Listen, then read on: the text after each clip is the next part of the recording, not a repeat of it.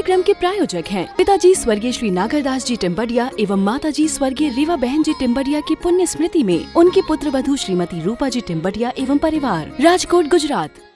कभी कभी तो मुझे ऐसा भी लगता है, आज हिंदुस्तान जैसे गरीब देश में, जहाँ गरीबों को 2 टाइम भोजन नसीब नहीं होता, जहाँ गरीबों के घर में दीपक नहीं जलते, जहाँ गरीबों के घर में घी और तेल खाने पीने को नसीब नहीं होता सब्जी बनाने के लिए, ऐसे देश में, ऐसे समय में अरे टनों मनो घी प्रतिदिन आरती के नाम पर जिन मंदिरों में स्वाहा कर देना, ये कहाँ तक उचित है भाई साहब?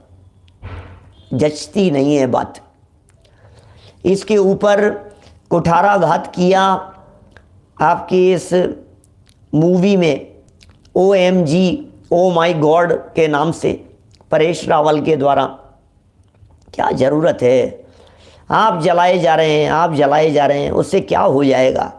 उस दीपक के जलने से क्या होगा? क्या उससे कर्म जलेंगे? सोचो जरा, उससे क्या हो जाएगा? उससे प्रकाश हो जाएगा? उससे ज़्यादा धर्म हो जाएगा? उससे भगवान ज़्यादा प्रसन्न हो जाएंगे क्या? अशुद्ध घी डालते हो तो और बड़ा पाप, और शुद्ध डालते हो तो भी कोई धर्म नहीं हो गया है। सोचना, हम तो बात कर रहे हैं,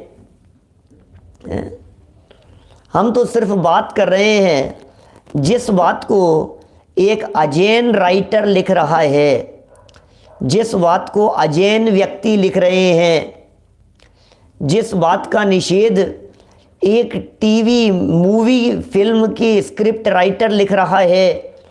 समाज में अकेले जैनियों की बात नहीं है, जैन हो, चाहे हिंदू हो, चाहे मुसलमान हो, चाहे सिख हो, चाहे ईसाई हो, चाहे क्रिश्चियन हो, चाहे किसी भी जाति धर्म संप्रदाय वाले हों, लेकिन ये तो मानवता के ऊपर घात है ना इस चीज़ का। तो आज जब हम पूरे देश की सुरक्षा की दृष्टि से ये कहते हैं जल बचाओ, जल ही जीवन है, जब हम ये कहते हैं बिजली बचाओ देश बचाओ, जब हम इस तरह की बात करते हैं, जब हम ये कहते हैं अनर्थ दंड है भैया, बिजली को जलती मत रहने दो, लाइट किस तरह से बनती है ये लाइट आप सोचिए तो सही। आप ऐसे ही लाइट को जला छोड़ रहे हैं, ये विवेक नहीं है आपके पास में। लाइट जलती नहीं रहनी चाहिए। बिजली बचाओ देश बचाओ। आज भी यदि इलेक्ट्रिसिटी के, बिजली के बिल यदि आपके यहाँ आते होंगे तो पीछे ये लाइन लिखी हुई होती होगी, बिजली बचाओ देश बचाओ। घी बचाओ, तेल बचाओ, देश बचाओ। आज तेल बचाओ की भी यही स्थिति है। क्रूड ऑयल भी कहाँ इतना मिल रहा है, कहाँ मिलता है? जिन देशों से यहाँ भारत तक आता है उसकी भी क्या स्थिति है? कौन कौन सा घी, कौन सा तेल, कहाँ कहाँ से पेट्रोलियम पदार्थ, और सब चीज़ों में गाड़ियाँ कम चलाओ, कम फूको, कम उपयोग में लो, कम चलाओ, अधिक से अधिक पैदल चलो, साइकिल चलाओ, स्वस्थ रहो, हैं, पॉल्यूशन बचाओ। ये सब देश के लिए भी तो इस तरह की बातें कही जाती है ना। बोलो, ये जैन दर्शन क्या ये देश की बात नहीं करता? क्या ये राष्ट्र सुरक्षा के हित में बात नहीं करता है? जैन दर्शन का तो कोई भी सिद्धांत, कोई भी विधान, कोई भी बातें हो, सब बातें देश के हित में भी है, राष्ट्र के हित में भी है, परिवार के हित में भी है, और आत्महित के लिए तो जनवाणी लिखी ही गई है, माने आत्महित भी है। छोटी छोटी सी बातें हैं, माने आरती करके क्या होगा? प्रश्न पूछा है, मैं नहीं कह रहा हूँ, मैं तो जो पढ़ा हूँ, सीखा हूँ, जो मुझे ये प्रमाण दे रहे हैं महाराज साहब लिख रहे हैं, मैं तो उसे बाँच रहा हूँ आपके सामने। ज़्यादा लाइटिंग भी नहीं होनी चाहिए, कम से कम लाइट जलनी चाहिए। हमारे बाबू जुगल जी साहब कोटा वाले, वे तो बड़े निषेध करते थे इन सब का। वे तो रात्रि में प्रवचन और प्रवचन के बाद सांस्कृतिक कार्यक्रम, ये सब कुछ नहीं होने चाहिए थे भाई साहब। कौन क्या करना है भैया, क्या करना है? दिन कम पड़ता है क्या स्वाध्याय के लिए? गुरुदेव श्री रात को प्रवचन नहीं करते थे, कभी भी रात्रि में प्रवचन नहीं होते थे। कुछ बैठते थे तो कोई 0 वोल्ट का बल्ब बहुत दूर कहीं टिमटिमाता हुआ कहीं जलता रहता था। अरे कितने मच्छर, कितने जीव होते हैं उनमें, कौन उनकी हिंसा का भागीदार होगा और कौन उसके हिंसा के फल को भुगतेगा। देखिए लिख रहे हैं, क्या आरती करना योग्य है? प्रश्न है, प्रश्न देखो। केशर, पुष्प, नैवेद्य आदि के विषय में आपने जो कुछ कहा था वह तो बिल्कुल ठीक है, प्रश्नकर्ता का प्रश्न है, ये तो सब बात बराबर है ना। किंतु अब यह बतलाइए कि आरती के विषय में जैन शास्त्रों का क्या अभिमत है? प्रश्न ही कर दिया। महाराज साहब क्या क्या करते हैं, सोचो तो सही। महाराज साहब कहाँ से प्रश्न, ऐसे ज्वलंत प्रश्न ले करके आते हैं सामने। कभी कभी तो ऐसे लगता है महाराज आप क्या चाहते क्या हो, आप समाज में जो चल रहा है चलने दो ना, जहाँ जो हो रहा है। कि नहीं कोई बात नहीं, कि महाराज साहब ये ऐसी बातें लिखने से समाज थोड़ा सा भ्रमित हो जाता है। बोले नहीं, सत्य समझ कैसे आएगी, हम नहीं बताएंगे तो क्या? यदि हम ये बातें नहीं बताएंगे तो समाज समझेगी कैसे, और हम नहीं लिखेंगे तो कौन लिखेगा? लिखने के अधिकारी थे इसलिए वे लिख करके चले गए, हमारे पास में पढ़ने तक की फुर्सत नहीं है, क्या बताएं। बोलो, आरती के विषय में जैन शास्त्रों का क्या अभिमत है, क्या कहना है आरती के बारे में? लिख रहे हैं, आरती करना जैन सिद्धांत के अनुकूल नहीं है। लो, आरती करना जैन सिद्धांत के अनुकूल नहीं है।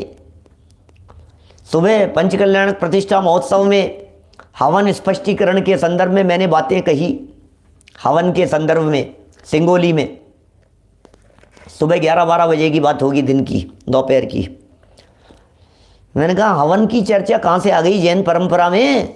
कौन सा हवन, कौन से हवन की बात कर रहे हो आप?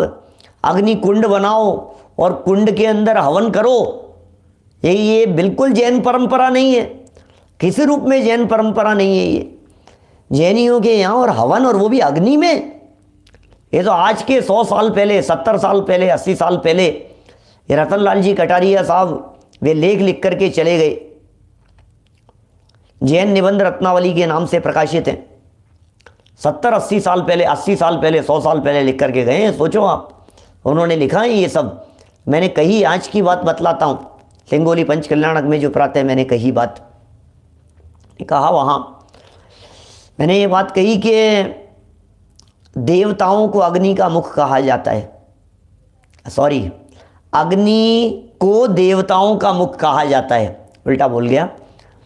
अग्नि को देवताओं का मुख कहा जाता है हिंदू परंपरा में, हिंदुओं के यहाँ ऐसा माना जाता है, ऐसा कहा जाता है, ऐसा बोला जाता है कि यदि देवताओं के पास में कुछ सामग्री पहुँचानी हो तो आप अग्नि में डालो।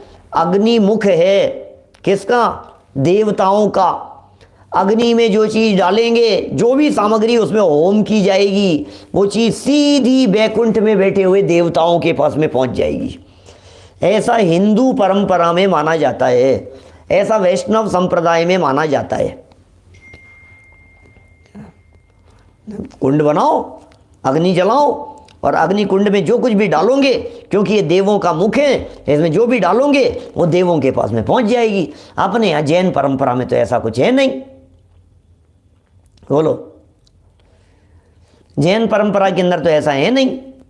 अब कुछ महाराज जो हैं वो अजैनों के यहाँ से आ गए हैं अपने यहाँ जैन मत में, उन्होंने बहुत सारी परंपराएं चला दी है। उन्होंने जैसा देखा, जैसा जानते थे, जैसी उनकी समझ थी, उसके अनुसार उन्होंने परंपराएं चालू कर दी। यहाँ पर ये सब हो गया है। अग्नि तो एकेंद्रीय जीव है, उनके यहाँ तो अग्नि को भी देवता माना जाता है। हमारे यहाँ अग्नि को देवता नहीं माना जाता, उनके यहाँ अग्नि को पूज्य माना जाता है। हमारे यहाँ अग्नि को हीन माना गया है। अग्नि एकेंद्रीय जीव है, क्या? अग्नि परमात्मा है, लेकिन अग्नि में रहने वाला जीव परमात्मा है। महात्मा है वो। माने अग्नि नहीं, अग्नि तो एक इंद्रिय जीव है, लेकिन अग्नि रूपी शरीर में रहने वाला जो जीव है वो शुद्ध जीव, वो अलग है। अभी जो अग्नि जो जल रही है, ये जलती हुई अग्नि, ये तो एकेंद्रीय जीव का शरीर है ना भाई साहब। सुरेंद्र जी बाबू जी आप तो थे वहां। अग्नि तो एकेंद्रीय जीवों का शरीर है क्या, तो उसमें नहीं होना चाहिए इस तरह का। देखो लिखते हैं यहाँ पर, बातें बताएं कहाँ तक बतलाएं, बातें बहुत, इतनी बातें बीच बीच में उठ जाती है और इतने विकल्प भी आते हैं कि ये भी बता दें, ये भी बता दें, क्या क्या बताएं।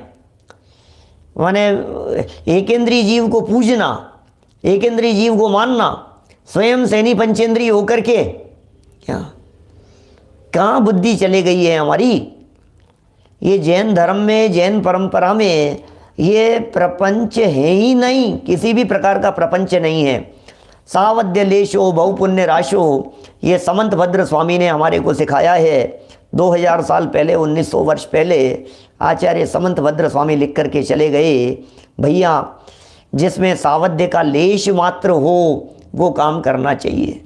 कम से कम हो सावध्य, कम से कम हिंसा हो, कम से कम आरंभ हो, कम से कम आडंबर हो, वो कार्य किए जाने चाहिए। देखिए लिखते हैं यहाँ, आरती करना, आरती करना जैन सिद्धांत के अनुकूल नहीं है। ये तो महाराज तो बिल्कुल एकदम जबरदस्त खींच के मारते हैं। ये कोई लीपा पोती का काम नहीं है, बिल्कुल भी सटीक जवाब है, दो टूक जवाब है। सामने वाले ने पूछा आरती के बारे में, इन्होंने जवाब दे दिया बिल्कुल स्पष्ट शब्दों में। प्रमोद जी भाई साहब कितना दो टूक जवाब दे दिया है यहाँ पर क्या। देखो आरती करना जैन सिद्धांत के अनुकूल नहीं है। शादी विवाहों के अंदर भी हवन नहीं होते। हम बैठे हैं ना आपके सामने, हमारी शादी में हवन कुंड नहीं बनाया गया, हमारी शादी में अग्नि नहीं जलाई गई। हम आपके सामने बैठे हैं ऐसे बिना अग्नि के, शादी वाले आपके सामने मौजूद हैं। इसलिए कोई विकल्प मत कीजिए आप। पुष्प है ना, मंत्र है ना, फल तो मंत्रों का लगेगा ना, मंत्र विधि है ना पूरी की पूरी, पूरे मंत्र वही हैं। कोई हिंसा से ही कुछ धर्म होगा, कुछ ऐसा थोड़ी ना है क्या। बिना लाग लपेट के बिल्कुल सीधी बात करते हैं महाराज साहब। क्या लिखते हैं, आरती करना जैन सिद्धांत के अनुकूल नहीं है। आरती का समय तो सामयिक का समय है। लो जैसे सारी दुनिया ये कह रही है सामयिक का समय है, बोलो सामयिक का समय है भैया वो तो, क्योंकि आरती समय, आरती समय, अरे आरती नहीं सामयिक का समय है, सामयिक करो। कहाँ आरती की बात आ गई सामयिक का समय है। आरती के लिए रात को दीपक जलाना पड़ता है, जो किसी भी तरह उचित नहीं है। आरती के लिए तो दीपक जलाना पड़ता है, किसी भी तरह उचित नहीं है। लोग कितना सटीक शब्दों में जवाब दे रहे हैं। सामयिक के समय को टालकर उसको आरती के काम में लगाना शास्त्र से कभी सिद्ध नहीं होता। आरती के विषय में शास्त्रों में कहा गया है। लो शास्त्रों के प्रमाण दे रहे हैं भाई साहब आरती के संबंध में। आप क्या समझ रहे हो, क्या लिख रहे हैं यहाँ पर आरती के संदर्भ में, शास्त्रों में क्या लिखा गया है, जरा वो प्रमाण भी हम यहाँ पढ़ लेते हैं। दीप प्रकाशे प्रपतन्ति जीवाः अरार्तिकं दीपमृते न भावी तज्जीव घातान् नरक प्रसूतिर्रार्तिकं नैव ततो विधेयम्। दीप प्रकाश व्यसना हि शलभा दीपे पतन्तो विरमन्ति नैव तज्जीव घातान् नरके प्रयान्ति अरार्तिकं नैव दयालु ध्येयम्। ओहो क्या क्या कहें भैया, कितना स्पष्ट शब्दों में संस्कृत के श्लोक, आगम प्रमाण, शास्त्रों के प्रमाण यहाँ प्रस्तुत कर दिए हैं। क्या बतलाएं भाई साहब, बोलो। ये निभ सके उसे निभाना चाहिए, जितना निभ सके उतना निभाना चाहिए। जहाँ थोड़ी सी जटिलता दिखाई देती हो वहाँ मध्यम मार्ग अपनाना चाहिए, है ना। बैटरी वाले से करते हैं, ये भी कोई उचित नहीं है। हीराचंद जी वैद्य साहब, बिल्कुल उचित नहीं है, कुछ नहीं है। ये सब व्यर्थ का वितंडावाद है और कुछ नहीं है। देखिए, जो मार्ग मध्यम रीति से निर्विवाद पूर्वक निकल सके वो रास्ता हमें हमेशा चुनना चाहिए, उसी रास्ते पर गमन करना चाहिए संतोष जी साहब, जिस रास्ते पर चलते समय किसी तरह का कोई विवाद नहीं हो। ठीक है ना, कोई विवाद नहीं, विवाद का क्या काम, जैन शासन है ये तो। जो मार्ग जिस व्यक्ति को व्यक्तिगत तौर पर जिस तरह से उचित लगे उस तरह से अपनावें। हम यहाँ दीपक का समर्थन तो नहीं कर सकते हैं। अच्छा, घर में यदि लाइट चली जावे तो दीपक जलावें कि नहीं जलावें? कि जला लेना भैया, हम क्या कहें उसमें क्या फ़र्क पड़ गया है? लेकिन धर्म के नाम पर तो नहीं जलावें। रात्रि के अंधकार में प्रकाश के लिए यदि कुछ अन्य वस्तुओं के प्रकाशन के लिए दीपक जलाने की ज़रूरत पड़े तो हम अवश्य दीपक जलाएंगे, हम उसका निषेध नहीं करेंगे। लेकिन जहाँ लाइट का अपार प्रकाश दिखाई दे रहा हो वहाँ दीपक का तो रंच मात्र भी प्रयोजन नहीं है भैया, वहाँ तो बिल्कुल भी प्रयोजन नहीं है।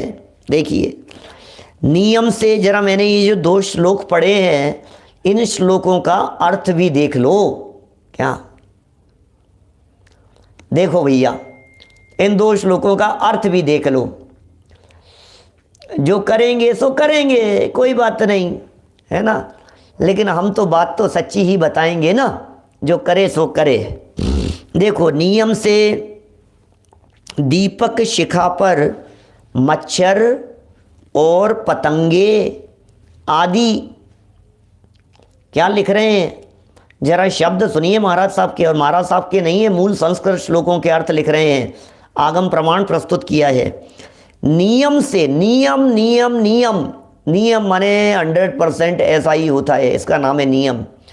नियम से दीपक शिखा पर मच्छर और पतंगे आदि चतुर इंद्रिय जीवों का घात होता है। ओहो, दीपक की शिखा पर आएंगे ही आएंगे, कीट पतंगे आकर के दौड़ते हुए आएंगे। आप जानते हैं, चक्षु इंद्रिय जिनके पास में है, ऐसे 4 इंद्रिय जीव या चक्षु इंद्रिय के विषय के वशीभूत होकर मौत को कौन प्राप्त हो जाते हैं? जब शास्त्रकारों ने, जब आगम लिखने वालों ने ये व्याख्याएं की तो उन्होंने कहा कीट पतंगे ऐसे होते हैं जो उसमें जलकर भस्म हो जाते हैं। कीट पतंगे, संभव भाई सही कह रहे हो। इसीलिए हमारे यहाँ तो देह को भी अग्नि में नहीं जलाया जाता था, प्राचीन परंपरा तो यही थी। फिर कालांतर में परिवर्तन होते रहे भैया। देखो सब क्या कह रहे हैं, सुनो। नियम से दीपक शिखा पर, आपको पता है ना, स्पर्शन इंद्रिय के वशीभूत होकर के हाथी अपने प्राण गंवा देता है, रसना इंद्रिय के वशीभूत होकर के मछली अपने प्राण गंवा देती है, घ्राण इंद्रिय के वशीभूत होकर के भंवरा अपने प्राण गंवा देता है, चक्षु इंद्रिय के वशीभूत होकर के कीट पतंगे अपनी प्राण गंवा देते हैं, कर्णेंद्रिय के वशीभूत होकर के हिरण और सर्प जैसे प्राणी अपने प्राण गंवा देते हैं। तो चक्षु इंद्रिय के वशीभूत होकर के किसके प्राण जा रहे हैं? कीट पतंगों के। वो क्या करते हैं बेचारे, उनके चक्षु इंद्रिय हैं और वे इधर गए, दीपक जल रहे हैं, रोशनी दिखाई दी और तुरंत दौड़ते हुए आएंगे, झट एकदम आकर के भस्म, खत्म, भस्म, ऐसे ऐसे जलते हैं। देखो लिख रहे हैं यहाँ, मच्छर आदि प्रकाश के व्यसनी जीव हैं। वे आने से कभी नहीं रुकते। मच्छर आदि जो हैं ये आने से कभी नहीं रुकेंगे। अग्नि का जैसे ही प्रकाश देखेंगे, दीपक का प्रकाश देखेंगे, वे आने से नहीं रुकेंगे। देखिए आप दरवाज़ा खुला छोड़कर आप अपने घर की लाइट जला लीजिए, फिर मच्छरों को आने से रोक ना देखें, रुकेंगे क्या? कितना प्रैक्टिकल है। रोशनी से वो आकर्षित होते हैं, रोशनी की तरफ वे आ जाते हैं। तो दरवाजे बंद रखो, अरे भैया जाली का गेट लगाओ, क्या जाली का गेट लगाओ, नहीं तो मच्छर आ जाएंगे, मच्छर आ जाएंगे। क्यों आ जाएंगे? दिन में क्यों नहीं आते, रात में क्यों आते हैं? लाइट में आते हैं, इस रोशनी में आते हैं, है ना। वे रुक नहीं सकते। और जीव घात से प्राणी नियम से नरक को जाते हैं। लो, वे मच्छर नियम से आकर के मरते हैं और जीव घात से प्राणी नियम से नरक में जाते हैं, नरक को जाते हैं। आरती बिना दीपक के नहीं बनती। आपको सब आरती करो तो आरती बनती नहीं है। दीपक उसमें रूढ़ हो गया है, हमने कही ना आपसे बात। अतः आरती करना कभी विज्ञ तथा दयालु पुरुषों का ध्येय नहीं हो सकता। विज्ञ माने समझदार और दयालु जो लोग हैं, जिनके हृदय में करुणा है, जिनके हृदय में दया है, ऐसे दयालु व्यक्ति कभी भी आरती करने की प्रेरणा नहीं दे सकते, क्योंकि ये चार इंद्रिय जीवों का उसमें साक्षात घात होता हुआ दिखाई देता है। यदि कहा जाए कि आरती में जो जीव घात होता है वह धर्म के लिए होता है, लो धर्म के लिए प्राण दे दिए भाई साहब इन्होंने। कैसी कैसी बात कह रहे हो? अरे भैया धर्म के लिए मरा है, भगवान के लिए आरती करने के लिए दीपक जलाया था, इसमें आकर के मरा है। ये तो कितनी अच्छी बात होगी, तुम सोच क्यों नहीं रहे हो? बेचारे की सदगति हो गई। अरे भाई, अरे भाई, अरे भाई, क्या बात कर रहे हो? तो फिर एक काम करते हैं, जो आदिवासी लोग हैं ना, इनको रोजाना एक व्यक्ति को देवी माँ के लिए बलि चढ़ाने की ज़रूरत पड़ती है। चलो तुम्हें ले चलें, तुम्हें पकड़ करके ले चलें वहाँ, देवता के लिए चढ़ाएंगे तुम्हारे को, चिंता मत करो, वैसे नहीं मारेंगे, खाने के लिए नहीं मारेंगे, नरभक्षी नहीं है वो तुम्हारे लिए ही मारेंगे। अरे नहीं भाई, कौन मरने को तैयार है? मौत किसे पसंद है? मरना कौन चाहता है? मनुष्य, तिर्यंच, देवगति के जीव ये मरना नहीं चाहते हैं भाई, मरना नहीं चाहते। इसलिए मौत की तो चर्चा मात्र से भी घबराहट होती है इनको, इसलिए मरना नहीं चाहते हैं। देखो बातें कैसी है। जो दयालु व्यक्ति होगा वो इनसे बचने का प्रयत्न करेगा। यदि कहा जाए कि आरती में जो जीवघात होता है वह धर्म के लिए होता है, इसलिए ऐसे जीवघात से बचने की ज़रूरत नहीं है, सो भी ठीक नहीं है। ये बात भी ठीक नहीं है, क्योंकि शास्त्र में लिखा है शास्त्र में लिखा है। क्या करें? एक्चुअल में सही बात यह है कि लोग न तो पढ़ते हैं न समझते हैं। सारी जितनी भी क्रिया पद्धतियाँ ये सब जो चलती है, ये सब देखा देखी चलती है। क्या लोग समझते ही नहीं है, समझना ही नहीं चाहते हैं क्या हो रहा है, किसी को कोई मतलब ही नहीं है। बस उन्होंने कह दिया, बस वही बाबा वाक्यम प्रमाणम जैसी स्थिति है। बाबा ने कह दिया, उन्होंने कह दिया, इन्होंने बता दिया, बस ठीक है साहब, आप कह रहे हो ना, बस हम तो मान लिया हमने। तो इस कार्यक्रम के प्रायोजक हैं पिताजी स्वर्गीय श्री नागरदास जी टिम्बडिया एवं माताजी स्वर्गीय रीवा बहन जी टिम्बडिया की पुण्य स्मृति में उनकी पुत्र वधू श्रीमती रूपा जी टिम्बडिया एवं परिवार, राजकोट, गुजरात।